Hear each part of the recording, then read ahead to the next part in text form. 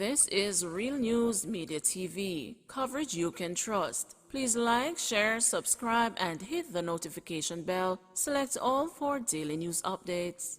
Monkeypox patient says health officials are lying. The 39-year-old man who local health authorities last week said had tested positive for monkeypox has rubbished the health ministry's version of his departure on Saturday from hospital, where he had been in isolation. In an exclusive phone interview with the news, the man, a native of Clarendon, who had migrated to the United Kingdom several years ago, said the statement about him breaking out of the hospital is false. I said, "Doctor, I am leaving at 11 a.m. and I am going to my yard." That's what I said to the doctor loud and clear several times. He related, explaining that he walked out of the hospital freely to take care of his 5-year-old daughter who had traveled with him and who was distressed. Explaining his ordeal to the news from start to finish, he said, "When me come down June 30, me kinda did feel a little pain in my back. I wasn't sure of the pain I was feeling. I know I traveled with a little back pain every now and then, but the back pain start get excess the Saturday cause me reached the Thursday. Spent the Friday with grandma, then the Saturday now the pain start get excess. Me get some painkiller, the strong one, we ease the pain for the day. So by Sunday evening now the pain start come back again. So me go to the doctor. When I went to the doctor, he gave me a note saying I have to admit at the hospital because him scan my chest and see a little thing on my chest. I never like what him see, so him send me to the hospital," he said.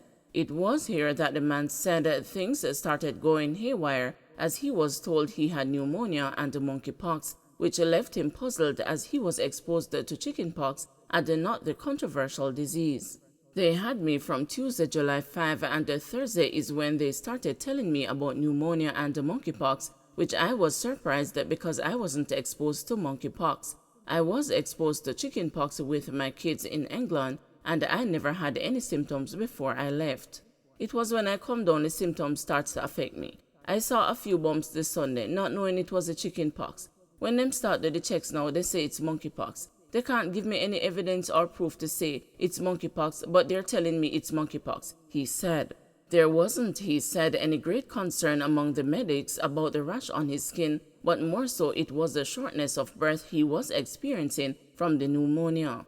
In addition to his ailments, he said he had also told the doctors that he had traveled with his 5-year-old daughter who was in distress because she was not seeing him at home. As such, he asked that he complete the remainder of his quarantine at home.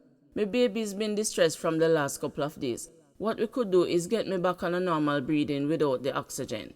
I've been on oxygen on the isolation ward from Tuesday and came off today, Saturday. When it's time for him to release me to go home, he rings his other consultant doctor to change the agreement. My youth distressed. You have to understand where I'm coming from. I'm locked up, I can't see her, can't help her, can't do nothing. Let's try and work it out so the baby is alright. Give me the couple days to quarantine at home, cause me have space at home where I can quarantine," he said. That's where the disagreement started. They then changed the argument, saying me no look fit enough to go home to quarantine. Me have to go spend another 3 weeks in the hospital without no arrangements with my picnic when me carry from foreign come down here. What? Am I supposed to leave my 5-year-old kid for 3 weeks? So I turned to the doctor and said, "You can't hold me any longer without my permission.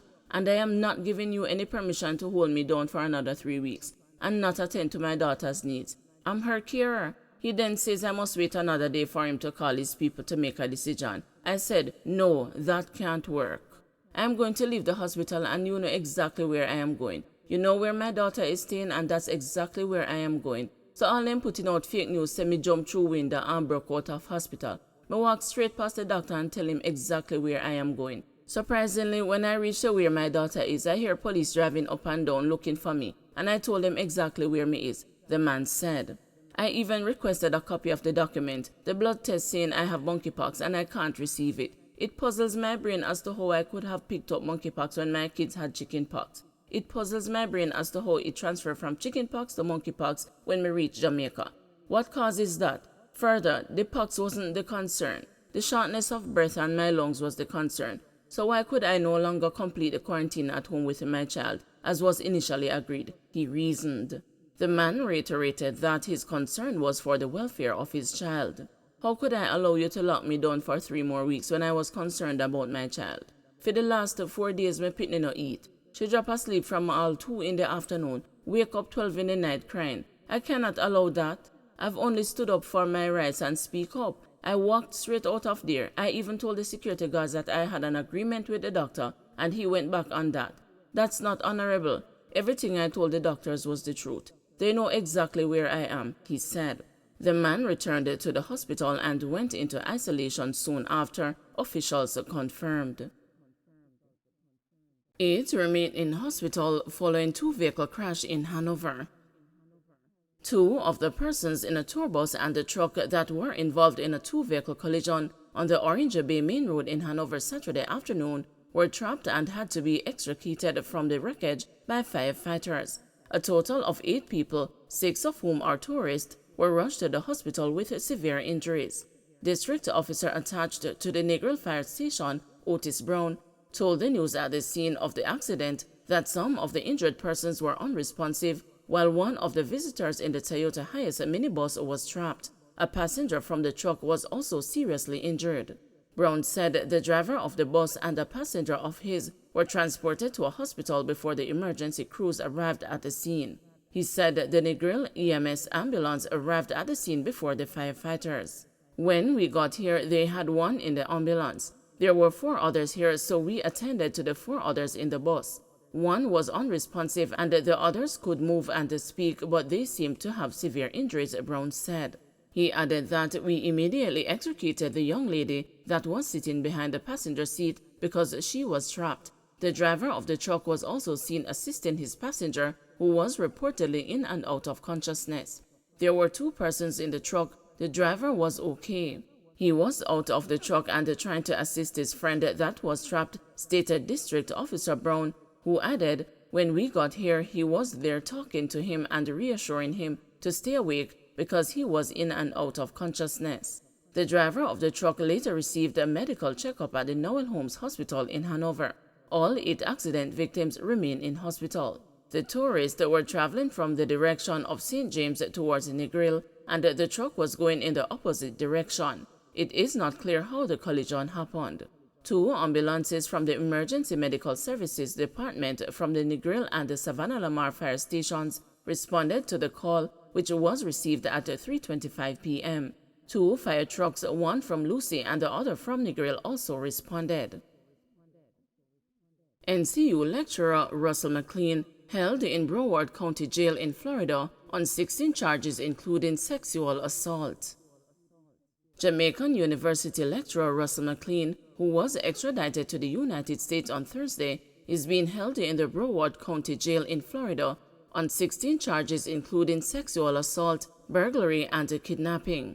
McLean has been a lecturer at the Mandeville-based Northern Caribbean University for 18.5 years. He was based in the College of Humanities, Behavioral and Social Sciences at the private Seventh-day Adventist-run university. He waived his right to an extradition hearing when he appeared in court in May. The 65-year-old McLean was located while serving as a faculty member at the NCU and arrested with the assistance of U.S. Marshals in the long-running cold case. In Florida, Margate police said an investigation resumed after several sexual batteries and attempted batteries took place between June 1996 and November 1997, where the suspect broke into homes and threatened the victims with a gun before assaulting them. According to media reports out of Florida, in 2007, evidence in a burglary case led to the identification of McLean as a person of interest. During the investigation, McLean fled to Jamaica, officials said. In 2018, DNA evidence was obtained and compared to rape kits taken from the incidents in the 1990s. It matched with McLean and an arrest warrant was issued in August 2020. Investigators believe there may be more victims and ask anyone with information to contact Margate Police at 954-972-7111. Proposed bail law feared by rights defenders to be tabled in September. A new bail act that the Holness administration is pursuing, because if you on a murder charge you cannot be at large, is expected to be tabled in the Parliament in September. Minister of Legal and Constitutional Affairs Marlene Malahou-Fort says work is far advanced on the third draft of the proposed legislation. A new round of debate over the government's anti-crime push and the respect for constitutional rights started in June when the minister announced what some of the provisions may address. If you're on murder charge, you cannot be at large, and if you're on gun charge, you cannot be at large, Malahou-Fort said in the House of Representatives during her sectorial debate presentation. At the time, she said the wording of the clauses were being revised. On July 8, she told the news that the work on the legislation was progressing and she was excited about the process. It will look at the power to grant bail, the reasonable conditions on which a bail will be granted, what amounts to sufficient cause for keeping someone in custody, and it will provide a good many of the things to be considered by the court, she said. The law is also expected to clarify the processes for review and appeal, as well as to look at timelines within which actions are to be taken.